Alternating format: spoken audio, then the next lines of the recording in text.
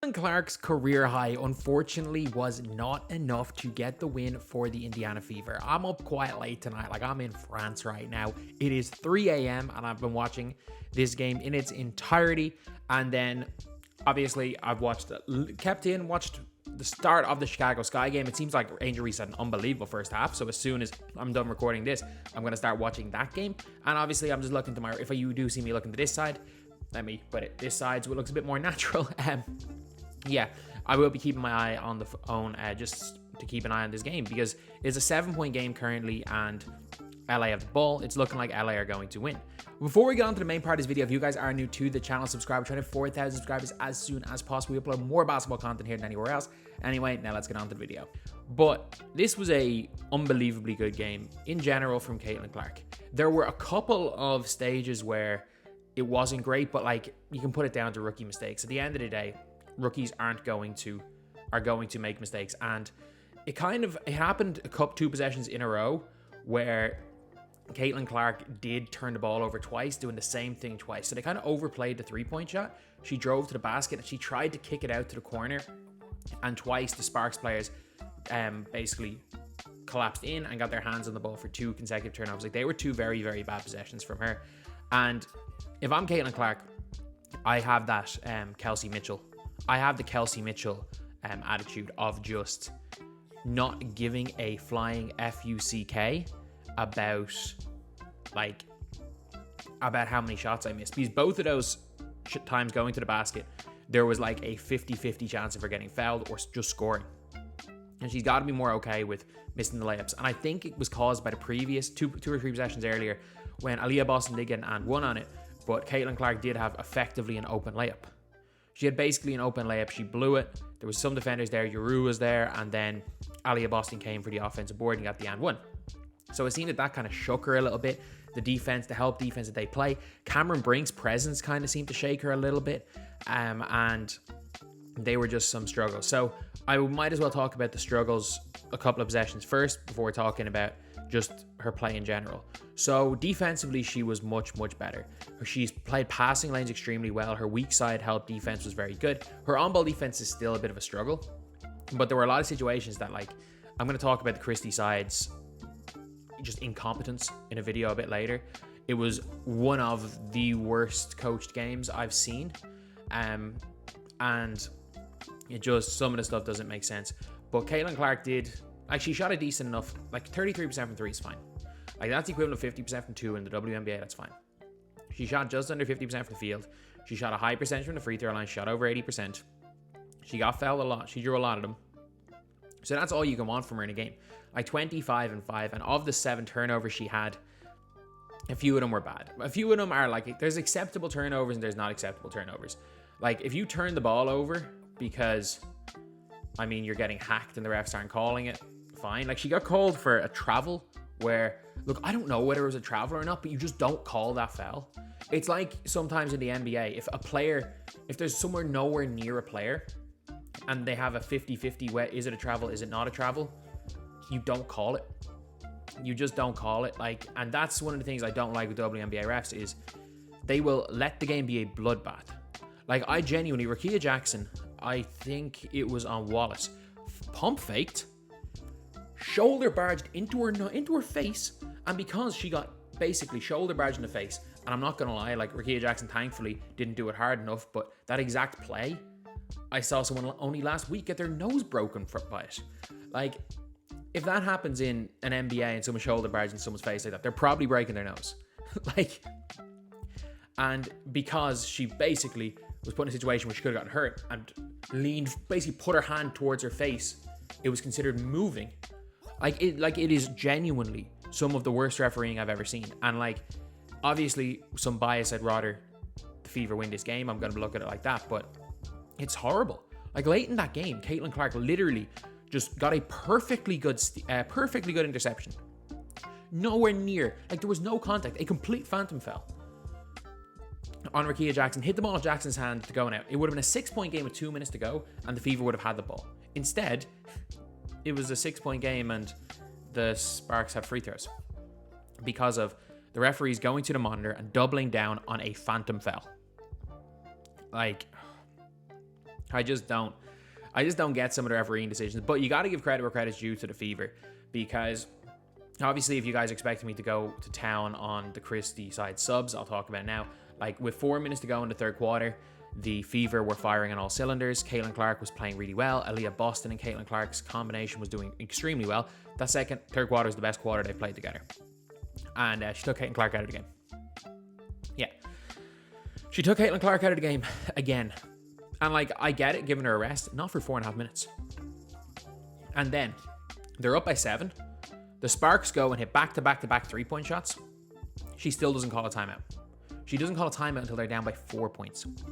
You call a timeout after that second three-pointer goes in. Any competent coach would. Not leave the other team going an 11-0 run without calling a timeout. Especially when it seems like the Fever play at their best when the Fever are just getting out and running and have momentum. They look like a pretty good team. But, like, otherwise, I don't know.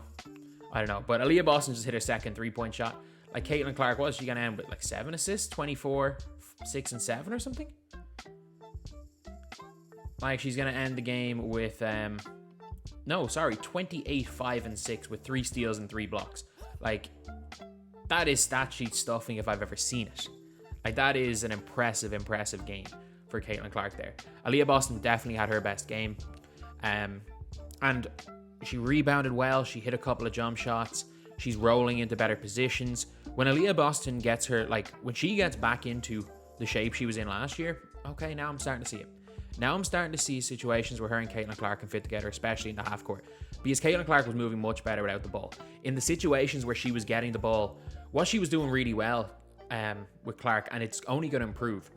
Like, they're all getting used to each other. A lot of the times when she'd be kind of caught, instead of like Aliyah Boston or Fagbenley were kind of looking for the ball in situations where it would have been an automatic turnover where she's being overplayed in other games.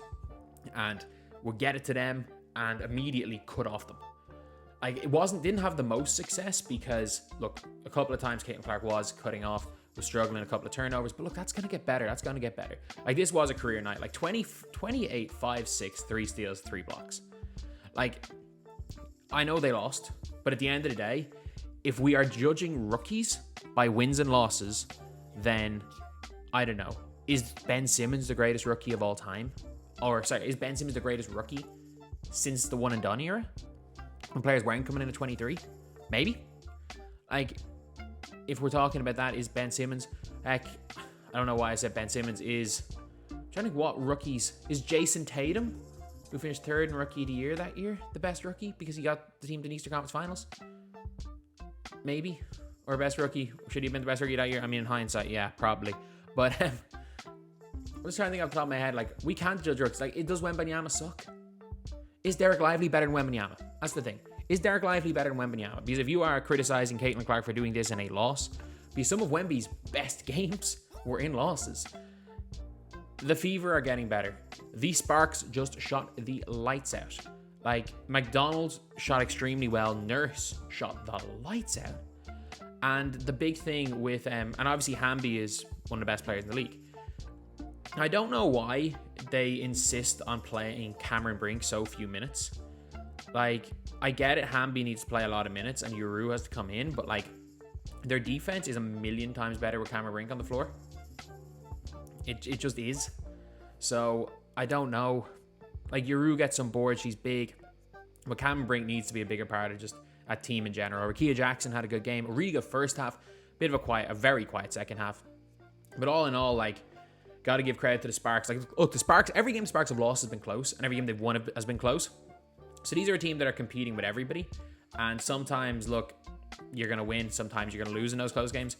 They've lost quite a few, but at least they've, like, picked it up to get this win right here. So all in all, a career night for Caitlin Clark. A really good game for her. And I think the most positive thing, if you are a Fever fan, is Aliyah Boston at 17 in the second half. She had 17 points in the second half. And didn't play that much. Not only that, a lot of those points were from link-ups with her and Caitlin Clark. Aliyah Boston has had her best game. Caitlin Clark has had her best scoring game. Look, if Mitchell doesn't shoot 5 of 15 from the field, and just, like, she was minus 17 on the game. Like, Aliyah Boston plus 12, Caitlin Clark plus 4, And then Smith, geez, I don't know what. Like, she was horrific. Fagbenle, again, really good. Like, look, they are their main players. Like, Kelsey Mitchell, again, as I've said, there is not a shot that she doesn't like. Sometimes you just kind of hope Kelsey or Caitlin Clark has got the mentality going to the basket of Mitchell, where it doesn't matter if you make it or miss. Because Caitlin Clark has that mentality from 3. Heck, they were down 7 and she shot a 35-footer on the break. I've never seen her shoot from that far.